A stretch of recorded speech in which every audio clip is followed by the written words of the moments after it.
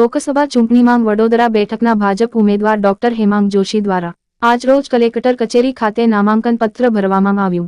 ગોત્રીના ISKCON મંદિરથી પગપાળા rally સ્વરૂપે નામાંકન પત્ર ભરવા ભાજપ શહેર પ્રમુખ વિજયભાઈ શાહ, સાંસદ રંજનબેન ભટ્ટ, ધારાસભ્ય કેયુર રોકડિયા, મનીષાબેન વકીલ, યોગેશભાઈ પટેલ, મેયર પિંકીબેન સોની, ડોક્ટર શીતલ મિસ્ત્રી, પૂર્વ ધારાસભ્ય રાજેન્દ્ર ત્રિવેદી, જીતુભાઈ સુખડિયા, ભાજપ પદાધિકારીઓ સહિત મોટી સંખ્યામાં કાર્યકરો જોડાયા હતા।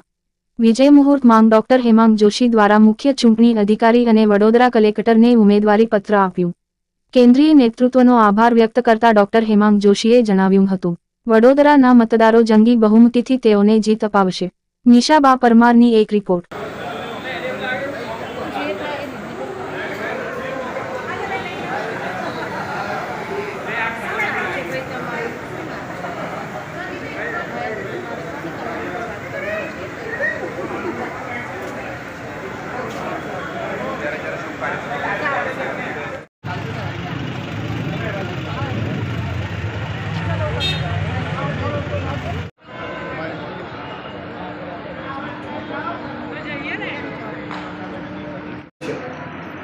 जी ચોક્કસપણે વડોદરા લોકસભાના ઉમેદવાર તરીકે આજે ભારતીય જનતા પાર્ટીના ઉમેદવારના રૂપમાં વિધિવત 12:39 વાગ્યે ઉમેદવારી પત્ર ભર્યું।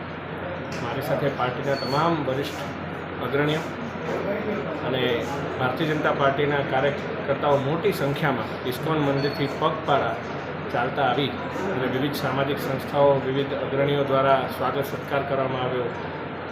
કેરળ સમાજ દ્વારા જે નૃત્ય રજૂ કરવામાં આવ્યું, એક કાર્નિવલ જેવો માહોલ ઊભો કરી અને વડોદરાની અંદર એક ઉત્સવપ્રિય રીતે ઉમેદવારી પત્ર ભરવામાં આવ્યું અને એક ખૂબ હર્ષની લાગણી અનુભવું છું અને ફરીથી કેન્દ્રીય પાર્લામેન્ટરી બોર્ડ અને વડોદરાના ગુજરાતના શીર્ષસ્થ નેતૃત્વનો ખૂબ ખૂબ આભાર માનું છું। થેન્ક